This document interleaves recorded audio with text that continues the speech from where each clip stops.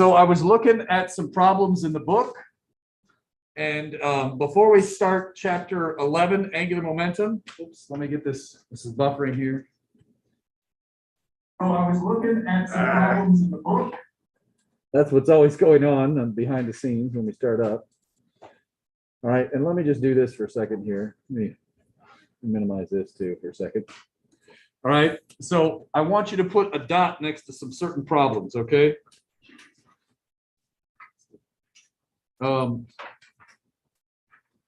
We've talked about a few today, and I just want to make sure you're good at this. So let me go back to here. Okay, page 73. 10.48.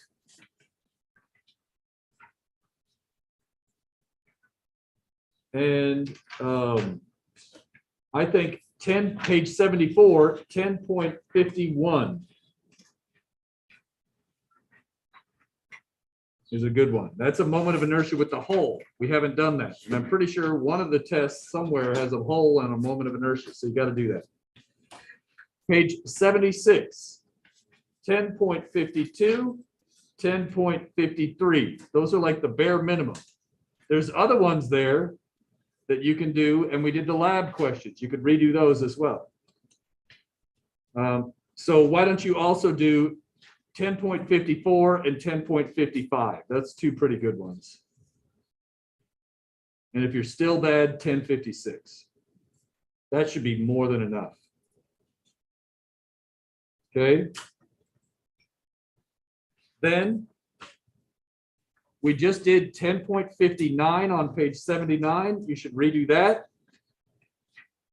10.60, the yo-yo. 10.60. And then for a couple of extra ones on page 80 and 81, 10.63 is a good one. And 10.67 will blow your mind. And there's a cool video of that one, right? A lot of these seem like fake things that you could never do in the real world. But I think the solution has a video. So I really think everyone should do 10.67. If you are a glutton for punishment, 10.68 explains how you would handle rolling with slipping. Since that's not on the test, I don't recommend doing it. But if you're passionate about understanding it, there you go. And then if you're really, really, really crazy, page 82 is all the hard stuff. Okay. So when I was up at Cal Poly, that's some of the mechanical engineering type problems. For example, 10.72. Right? Now, for fun, I just want to show you this one. Again, this is before we do angular momentum. So imagine this is the bottom of page 79. Look at the bottom of page 79, 10.61. I could pull on this string straight up. Oh, and let me get on the right monitor here. Sorry for Zoom. I think you're good. You're good. I could pull on this string straight up. I could pull on it horizontally. Which way is it going to roll?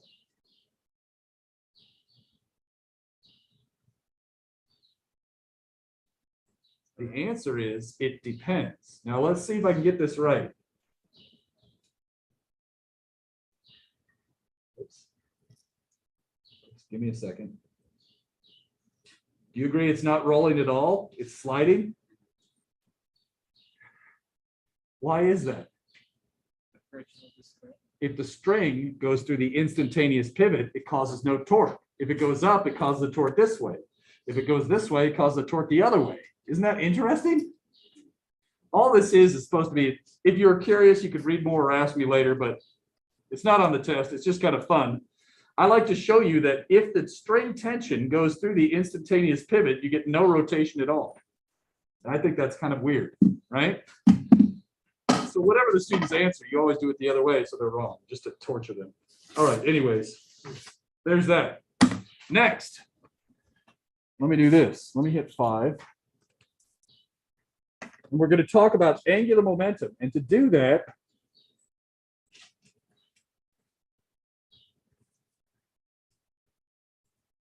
I want to first talk about this.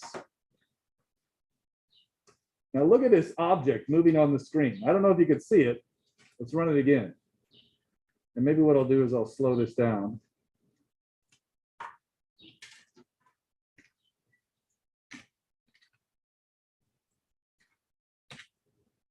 Okay, I'm going to run this program.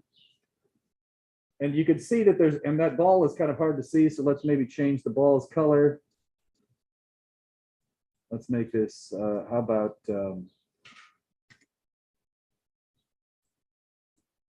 there. Okay, now you can, oh, the arrows, okay, but whatever. You can see that there's an object moving in a straight line, as indicated by that magenta arrow, right? This thing right here. There's the sphere. Notice there's a pivot point right here. There's a pivot point. So I'm going to clear my annotations and run this again. Now, my claim is there's a line of motion, and the line of motion is not the same as the line of action. It's a line of motion going this way, right?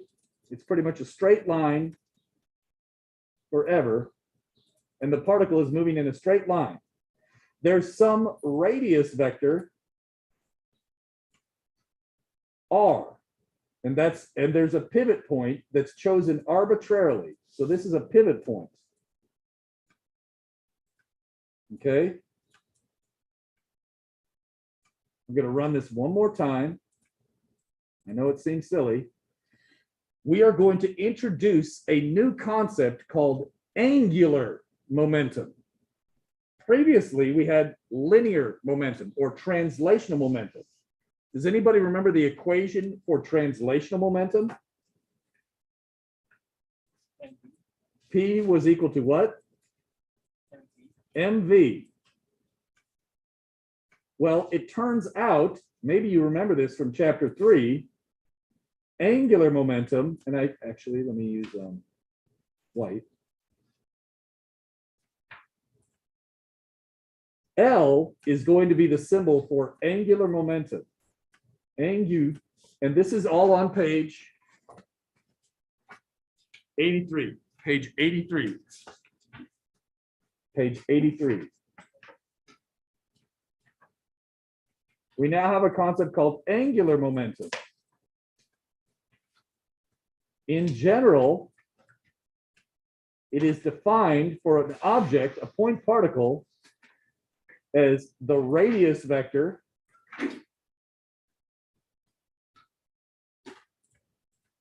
crossed with the momentum vector, where the momentum vector is this thing down here. So from now on, this old term P is going to be translational momentum.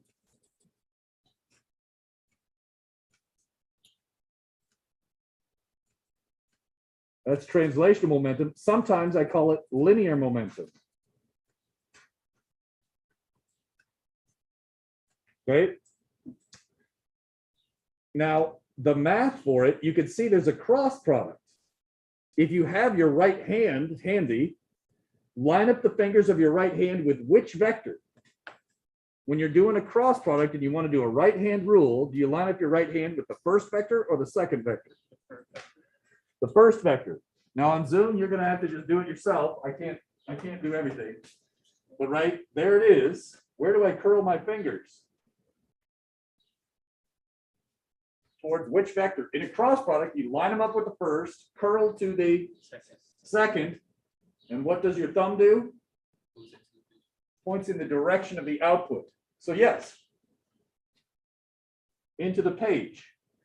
So if you're doing that on Zoom, hopefully you could kind of line up your fingers with R, try a couple of hands, right?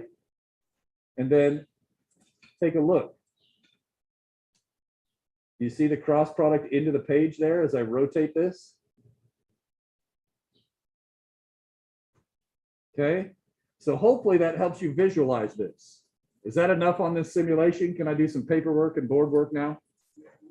I hope that, did that actually help you visualize this or not? Was it a good idea? Yes. All right, okay, so let's get to read the page while I get the boards and stuff organized, okay? And again, read all of page 83 while I'm kind of dinking around organizing the screens and stuff, okay? Give me a second on Zoom. Lights.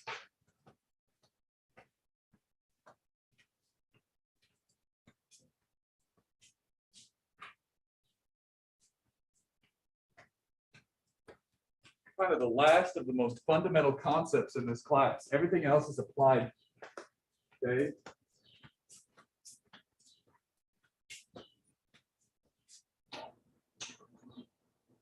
This is a big, big piece of a puzzle for doing mechanics problems.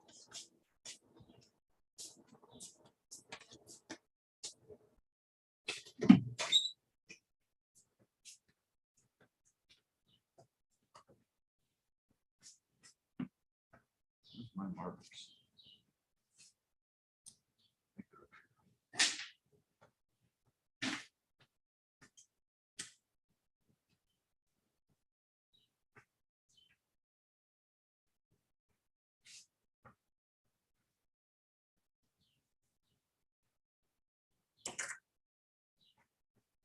On the right, yes.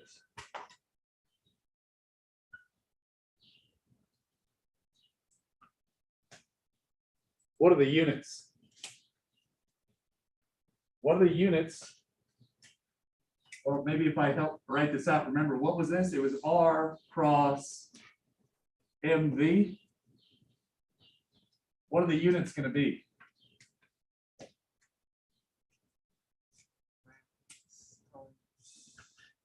Kilograms from there times what? Meters squared per second, I believe, right? So you get a meter per second from here times another meter. That's how you get meters squared per second to the 1. All right.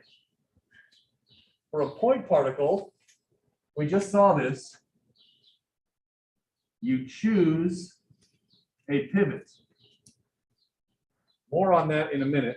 You could choose any pivot. You could choose Toledo, Ohio's downtown square.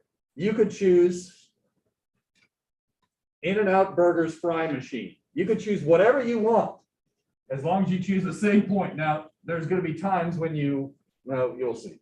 You could choose this point. Then there's going to be an R vector. And remember, it's from the pivot to the particle. From the pivot to the particle. Let's write that down. From pivot to particle. Not the other way around. Finally, there was this momentum. It has some mass and some velocity. Or alternatively, you could say it has some momentum. I would actually like to move this R vector down here for a second, just this label. I apologize for that. I recommend you do that too. Just like there was a line of action, we can now have what's called a line of motion. It is not the same thing. The line of motion goes through not a force, but it goes through the velocity vector. The line of motion goes through a velocity vector. Nearly identical in all other ways to the line of action, except it's through a velocity vector. Notice what you get right here. A perpendicular bisector. This distance is called R perp, the perpendicular distance to the line of motion. So if you have a point particle that's moving around, it's a lot like a lever arm, except now it's to the line of motion. Got it?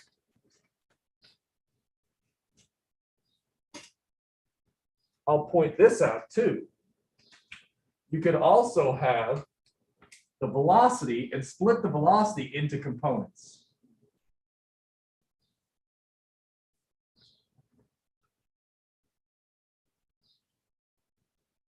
Notice there's a velocity that's perpendicular to the r vector, and then there's a velocity component that's parallel.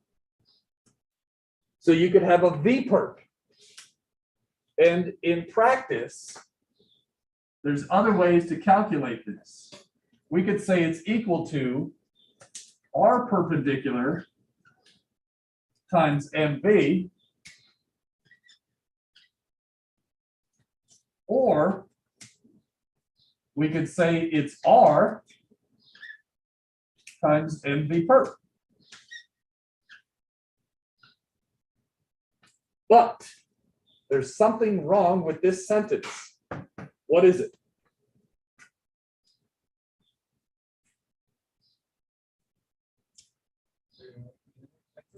Vector. This is a vector. Right now, these do not look like vectors. How do you get the direction?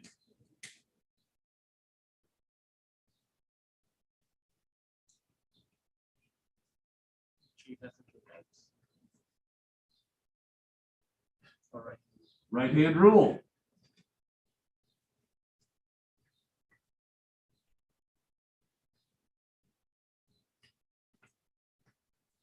So maybe to make myself feel better, I'm going to erase this vector here. That way it's not inconsistent. But you could get the direction here from the right-hand rule. So that's for point particles. Is everybody cool with that?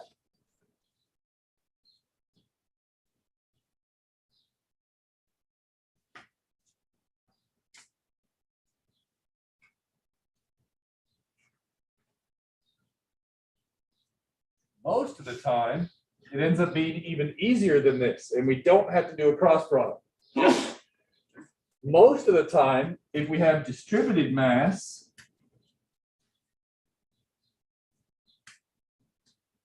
I'm going to remind you here, I want to do our rotational analogy. P was equal to mv. What would angular momentum be? What's the rotational equivalent of mass? Moment of inertia. What's the rotational equivalent of v? Omega. Isn't it nice having those rotational equivalents? So we beat the crap out of the first 8 chapters so that we could hopefully pick this up faster. You guys have been doing pretty well with it. So there are 2 things we could do here. Now, right now, this just seems like a bunch of words, right? I'm going to show you an example of something that this relates to, unless you have questions right now. This, right, to me, it's pointless without some example of something. Oops, and then I'm going right there, sorry.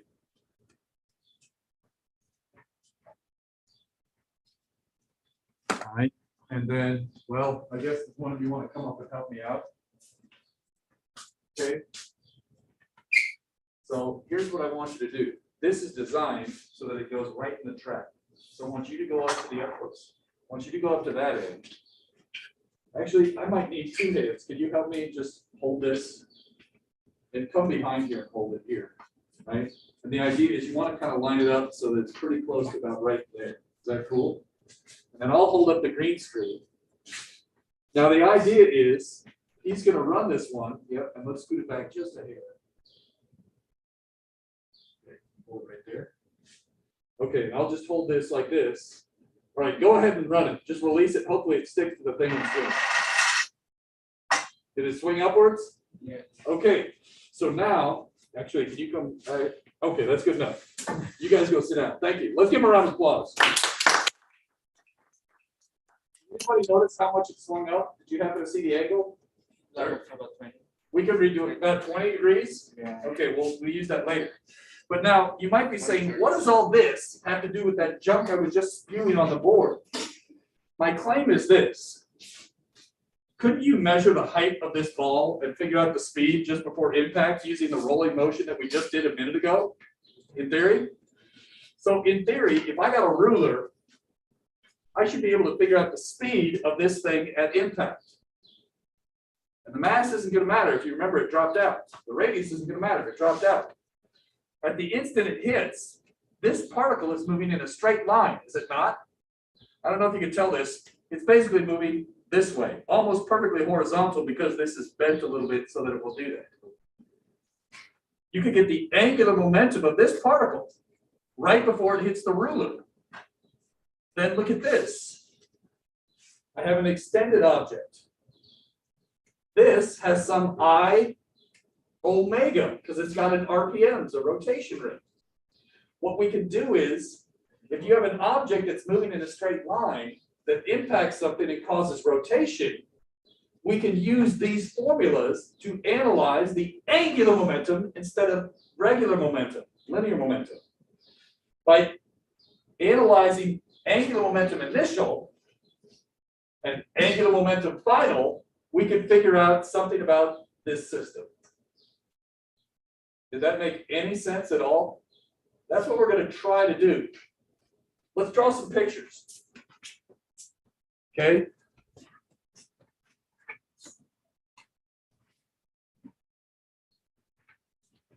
Flip the page. Take a look at page 84.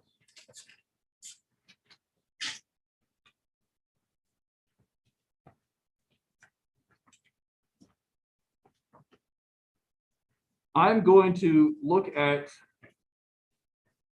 problem 11.2, and I'm going to get the computer monitor ready.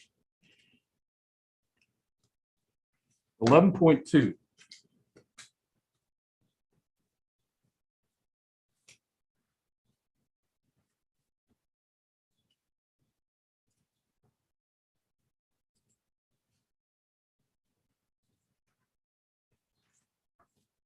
So there was some rod, that was like the meter stick. There's a point particle here. And just before impact, it's moving this way with some speed v, and I think it had mass m/2, is that right?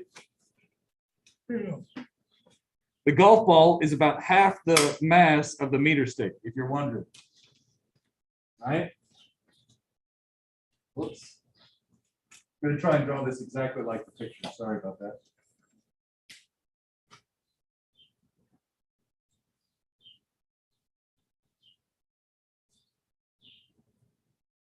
We'll say this distance is x. That distance is d. This thing is moving with some speed v. And its mass is m/2. This one has mass n, I think. We're going to use a coordinate system that looks like this. X to the right. Y is up. X goes to Y, goes to Z, is into the page or out of the page? Out of the page, so I draw an X or a dot? A dot. Remember, the way you can keep this straight, the dot is like the point of an arrow coming out to hit you, and X going into the page is like the feathers of the arrow going away from you. Okay? Dot means out of the page, so that's a Z. All right.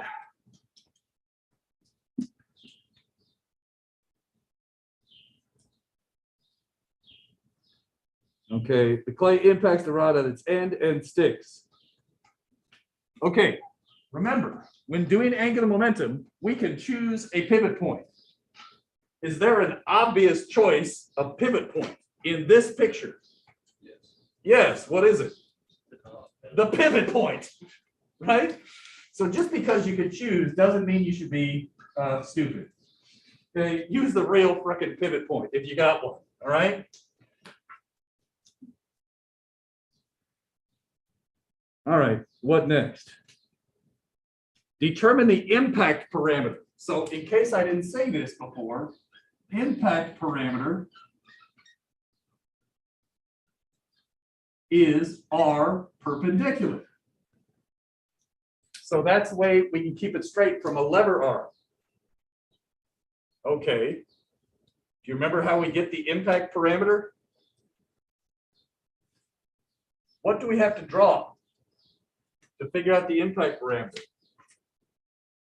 First, draw The line of motion. line of motion. Well, we've kind of already got that started here. Do you agree this is the line of motion? Now, I need the perpendicular bisector to that line. Is that distance going to be x or is it going to be d? D. D. D is the distance from the pivot to the line of motion, and it forms a right angle. Got it? So in this problem,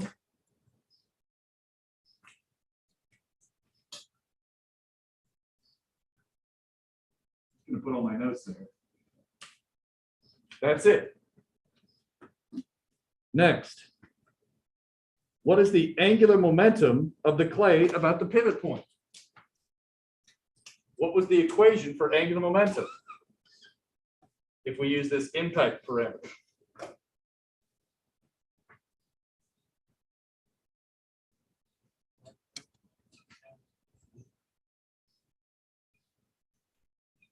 This isn't quite right for this problem.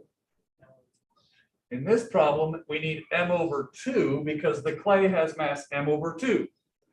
So we're using the mass of the object that's moving here, its speed, and this particular, our perpendicular, we said was d. So let's go to the DMV. Right? Wait in line and then divide it by 2. Now, strictly speaking, this is not the angular momentum, is it? We calculated the angular momentum magnitude, so how do I get the direction? Right-hand rule. I line up my finger. Let's write down the equation for us. It's L equals R cross P, not P cross R. So, or remember, that's R cross MV. I need to line up my fingers with which vector? R vector. Where is the R vector? From what to what? From the pivot. No. The R vector goes from the pivot to the object. R perpendicular, or the right? You see what I'm saying there? So this, remember that simulation we just did? All right. That's the R vector. Here's my momentum vector. Do it. Is this the correct cross product direction? Yes or no? Am I curling the right way? No. No. Is this the correct motion? No. How about this? So what is the angular momentum direction for this one? K hat. Do you agree it's curling around the pivot this way? Line up your thumb with the axis, it's curling this way. So it's positive K hat.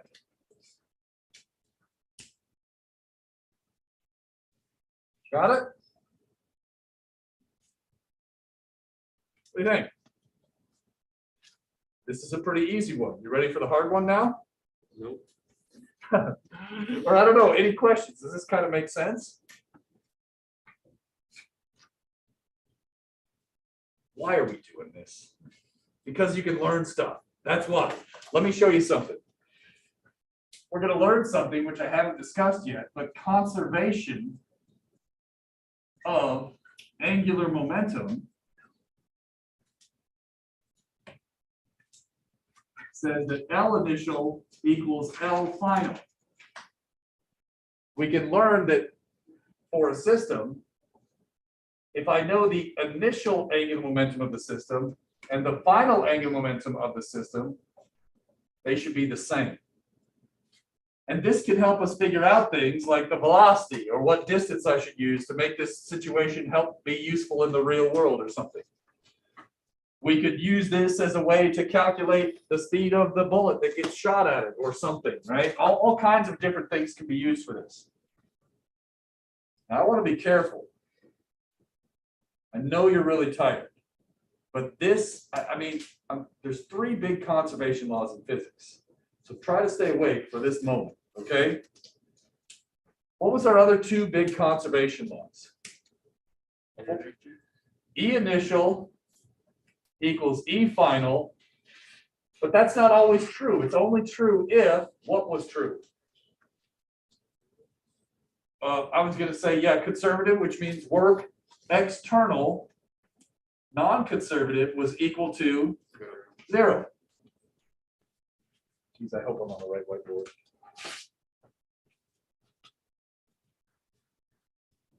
All right, we're good. That was conservation of energy.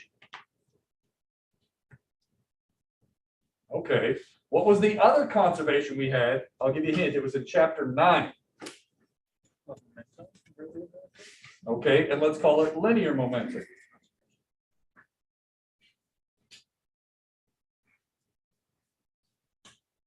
When we have conservation of linear momentum, that was P initial vector equals P final if what was true? Okay, if force external net was approximately equal to 0 or was 0 and negligible or something, right? So let's be explicit here. G, if we want to use conservation of energy, a condition has to apply. If we want to use conservation of linear momentum, a different condition applies. For this to be true, what must be true? Take a guess. If what? Torque is the rotational equivalent. Isn't that beautiful?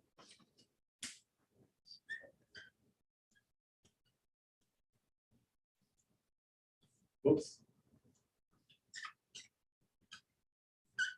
I hope that's on the screen. It's not. There it is. These are the big three conservation laws. I know you're really tired. It's 2 hours and 15 minutes, 2 hours in. Look, you've got so many tools. We've got forces, we've got kinematics, we've got torque, we've got coding, we've got all these different concepts. Now we've got a new one, angular momentum. The idea here that I really want to stress is, if you want to use a physics tool out of your physics toolbox, such as kinematics, usually we said if you want to grab the kinematics tool, acceleration had to be constant, right? Or you use separation variable. If you want to use momentum tool, if you want to do conservation of momentum, make sure the external force is 0 before you use it, or at least that it's negligible. Energy, if you want to use conservation of energy, the work has to be 0. Angular momentum, check the torque.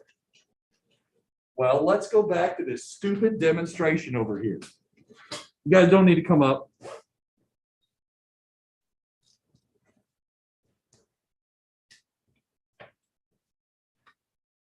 Oops. I am getting the back of your head a little bit. Sorry. Right. Thanks. Sorry, guys. I have to keep moving like that. Now look. My claim is we're going to want to use conservation of angular momentum. When this thing is swinging, what are the forces that act on this object here? What's one force that acts on this combined golf ball meter stick thingy? What's one force acting on? Always. Good. What's another one? Yeah, some kind of support force at the pivot. So I'm going to call that R for reaction force at the pivot, which sets us up for the next chapter. But you're right. There's basically a normal force holding this up. There's skateboard bearings in here. What about axle friction? You think that's important or not? No. It's negligible. It floats pretty smoothly. So I'm going to draw a picture of this thing on the board. We got one. There's a normal force between the ball and the Yeah, but is that internal or external? internal. So that's not external, right? So then we don't have to worry about that one. So when we have this system here, I'm running out of room. Look.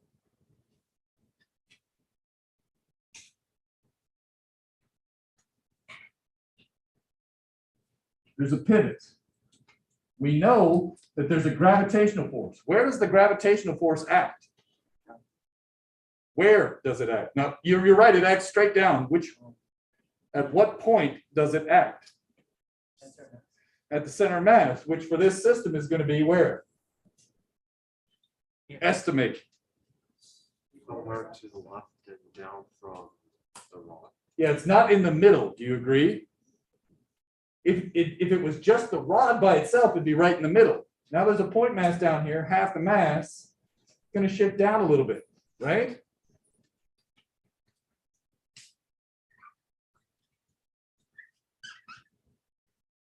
You want me to chapter 9 first? There's a gravitational force straight down. And that's going to be 3 halves mg. Where did I get that 3 halves from? M from the rod plus m/2 from the ball. Got it? There's a force from the pivot. Which way is that force? If I throw, yeah, look at this. If I punch this thing, look at it. What does the tip tend to do? All the opposite directions. Yeah, so do you agree the pivot point keeps it from moving backwards? What direction does the pivot point exert a force? This way to keep it from flying to that way. What else? There's going to be some force at the pivot. I'm going to call that Rx. Is that the only force at the pivot? What did you say earlier? Was it you? You agree there's also a force holding it up so it doesn't fall down? Oh, crap. We've got all these forces acting on it. Are those going to cause a torque?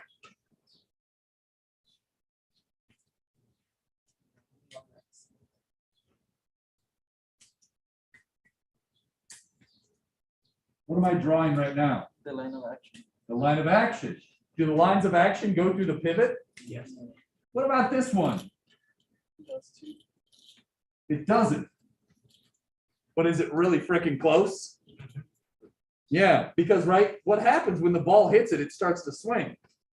As long as the collision takes very little time, which it did, it's effectively zero torque. It's not exactly zero, but it's so freaking close, it doesn't matter. So my claim is, when you have a system like this, we could do a collision with rotation, do conservation of angular momentum. Cool? We still got 10 minutes. You ready to try the hard one now? No? I mean, this is it, right? I cannot, this is basically the whole chapter. If you have a collision and something is rotating, do this. If you have objects moving in straight lines and there's a collision, do this. If you want to make Angus freak out, do this. He's writing his off. Sorry, Angus. I'm just messing with you. All right, whatever. If you want it, okay, good, no. If you have one object moving around, changing height, maybe there's some work that you, oh, he's right, Angus, you better, Angus. I saw him walk out. I was just like banging on the wall. You like that, Angus? Oh, shit, all right, man. All right, cool. This is stuff ahead. Yeah, he's too good for me. All right, let's make sure you got this impact parameter down by doing 11.3. We'll do more examples next time until we're blue in the face. But that's the whole chapter. Got it? Okay, look at 11.3. I'm going to erase the board. Zoomers. Still erasing. You know what the final angular momentum is? Yes. What's the final angular momentum? The initial. L initial. DMV over 2, right? Because it's conserved. We're going to do that problem in detail, but with a harder example of 11.3. This was just to make sure you understood an impact parameter. Let's look at 11.3 and see if you get that right. Oops. Whew. Actually, let me show you one last thing really quick. Sorry. Check this out, everybody. Before you do that one, look, here's the idea. If we know L initial is this, what's the final? I omega. How do you get this? I1 plus I2. Where this is 1/3 md squared, and this one is m/2 d squared. The idea is, I didn't say this before, this is the final moment of inertia, right? This is basically what these problems are over and over again. You correctly write down the initial angular momentum, then you write down the final angular momentum, and you can solve for omega, the rotation rate, or that could help you solve for the angle of max swing. We'll pick that up next time. Let's look at 11.3 before I get away.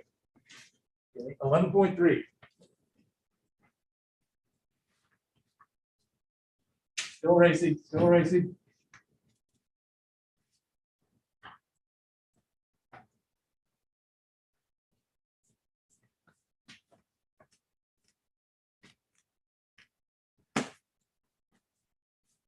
M/2, okay, got it.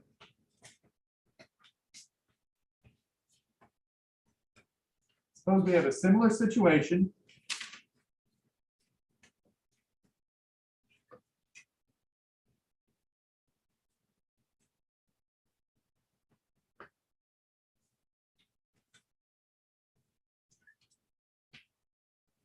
And now, this rod is going to shoot straight for the center of mass. This is m/2. This is speed v. And we're told that this distance down here is d.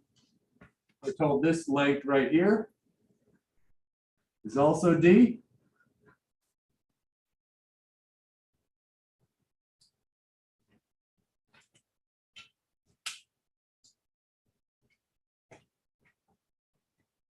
We're using the same coordinate system. In this problem, in theory, at the very end of the problem, we could maybe do a conservation of angular momentum problem to figure out v. For right now, we're going to call anywhere we need the velocity or the speed, we're going to call it v. What's the first question ask?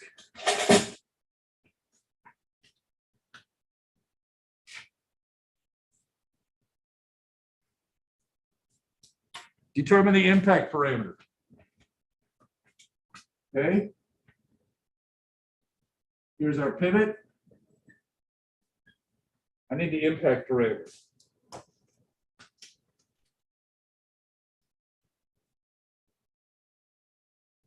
What do I do? What was the first thing we did in the last problem? We're finding an impact parameter. Line of motion. Here it is. What's next?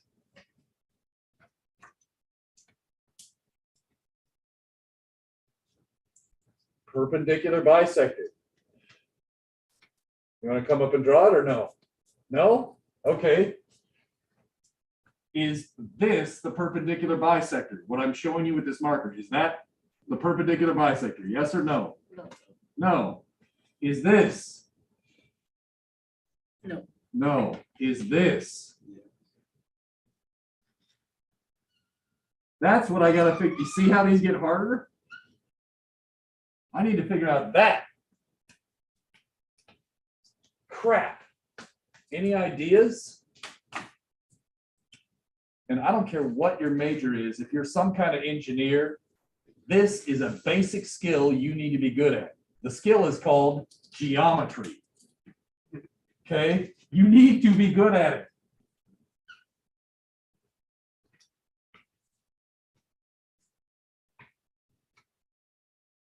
How could I figure out R perp?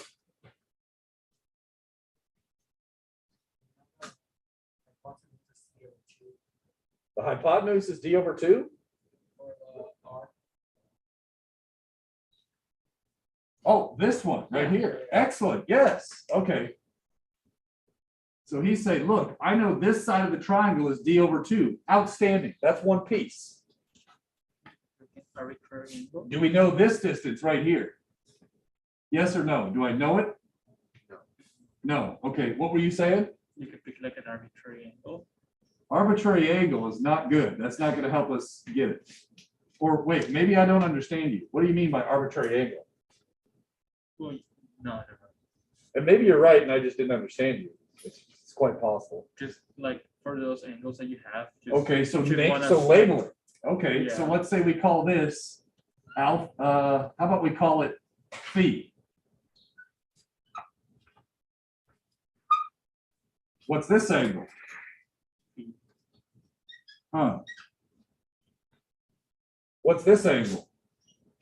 90 minutes.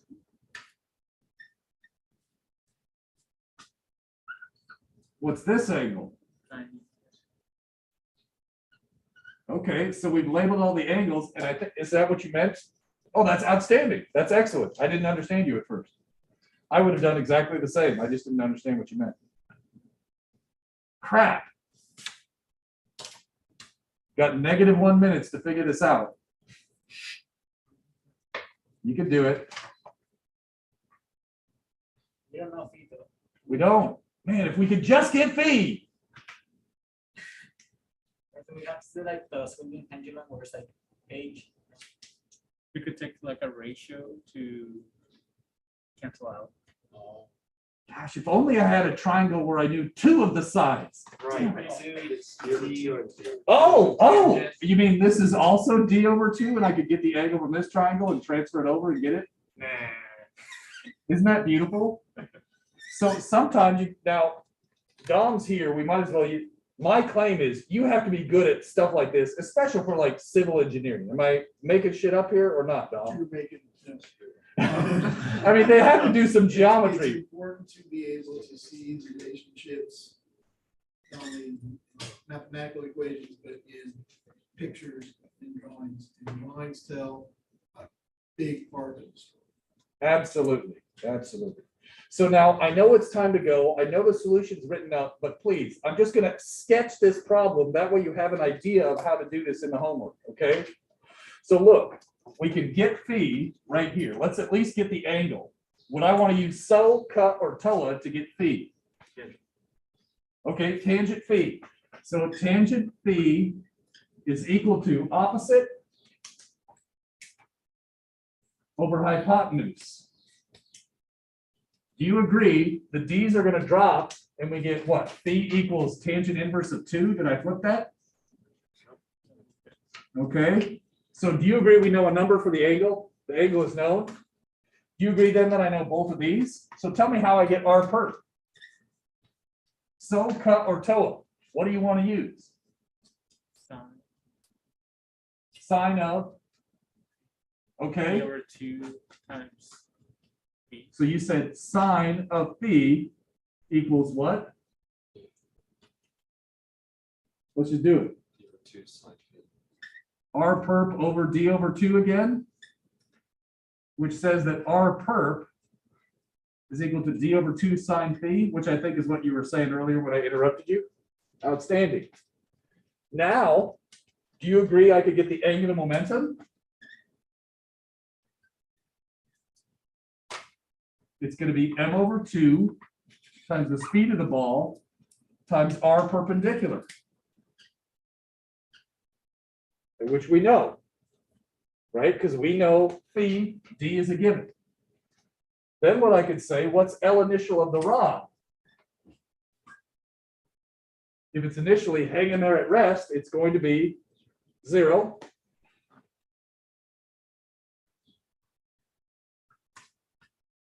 I appreciate your patience. So then what I could do is L initial of the system equals L final of the system, right? And so I could say the initial is going to be m over 2 v times d over 2 sine phi. And remember, this is all written up, so you can do this later with the solutions. You don't need to, you can just pay attention and get the hell out of here. The final momentum of the system is going to be I of the rod plus I of the point mass times omega, the RPMs. From there, you could figure out anything you want. And then the rest of the problem is just the same as chapter 10. Did that make any sense at all? Is this getting better? Are you see the pattern? We need to do another day of practice, right? Yes. I'm gonna stop the live stream. Well, did you have a question? Is that like, an elastic collision? What type of collision is this? Elastic or inelastic or perfectly inelastic? Perfectly, right? Perfectly inelastic, not bouncy. All right, good. Yeah. Will there be the other pieces as well? You could do the same problem with, yes, it's exactly the same as chapter 9. You could have inelastic, perfectly inelastic. To be fair, most of the test questions end up looking like this. The only difference is there's a pivot or there's not a pivot. If there's a pivot, angular momentum is conserved. If there's no pivot, angular momentum and linear momentum are conserved. More on that next time. Woo! Thanks for the extra minutes there, everybody.